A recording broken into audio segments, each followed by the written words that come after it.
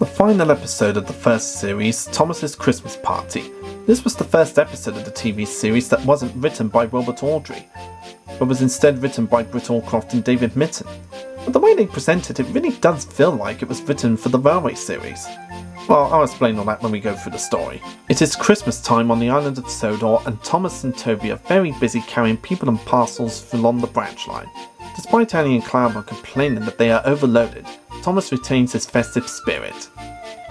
Near his branch line is a little cottage.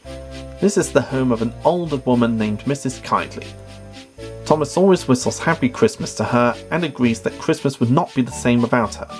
At the sheds, all the engines have been polished, but Thomas does not mind and tells them that he wants to throw Mrs Kindley a party to thank her for saving them from a nasty accident the year before. When she was ill in bed, she waved a red dressing gown out of her window to warn Thomas about a landslide, and the Fat Controller sent her to Bournemouth to get better as a reward. All the engines agree that a party is a great idea and hope that the Fat Controller agrees as well. He does, but on the day of the party, there is a heavy snowfall, trapping Mrs Kindley in her house. Thomas bravely puts on his snowplow and sets off with Toby to rescue her, and soon they arrive at the cottage, which is covered in snow. Thomas whistles to Mrs Kindley to tell them that they have arrived, and when suddenly, Terence arrives with his snowplow to help clear the path from the cottage to the railway.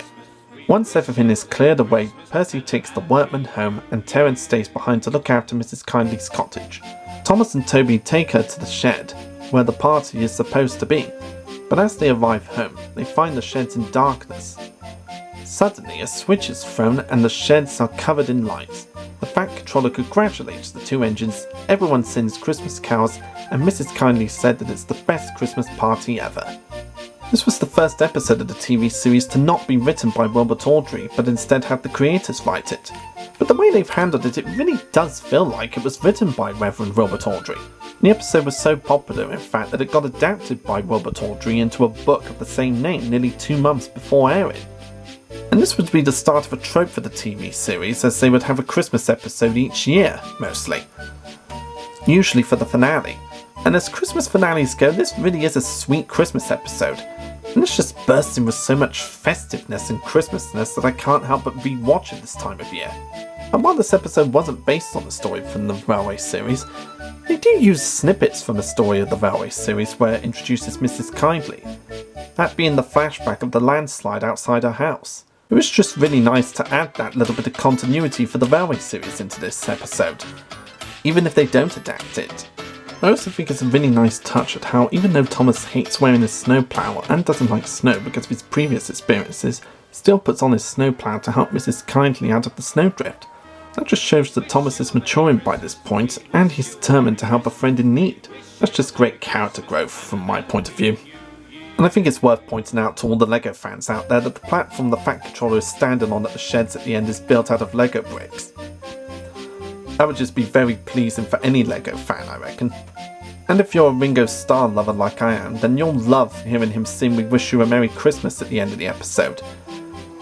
It's one of the few occasions in the first series where we really got to hear him singing, and it's just superb in my opinion. And it's also worth pointing out that there's a bit of a goof in this episode, mostly at the end during the Christmas party. When you see Henry in the opening of the episode during the day, he's in his new shape, but when we see him at the Christmas party at the end, he's in his old shape. In fact, a lot of the promo pictures for this episode show him in his old shape, despite him supposed to be being in his new shape. But I assume this was just a little misfortunate accident by the TV crew. And it's one of those goofs that I never noticed as a kid, but looking back at it years later as an adult, I did notice. But I honestly don't mind it because of how much I love this episode. It's another one of those episodes for the TV series that I loved as a kid, but love it a lot more as an adult. And I think a part of it is because I've come to appreciate the true meaning of Christmas over the years. It's also a wonderful touch how every rail and road vehicle who was introduced in the first series gets an appearance in this episode, even if they don't get a big part. It's just a huge gathering of every character that was introduced throughout the first series. I mean, you see Terence the Tractor, Bertie the Bus, Annie and Campbell, Toby and Henrietta, Gordon, James, Henry, Edward, Percy, and Thomas the Tank Engine. It's a huge gathering and it's like they're one big happy family. That's just another great Christmassy touch for me that makes this episode so special years later. So for me, it's an episode that just gets better and better every time I rewatch it around Christmas.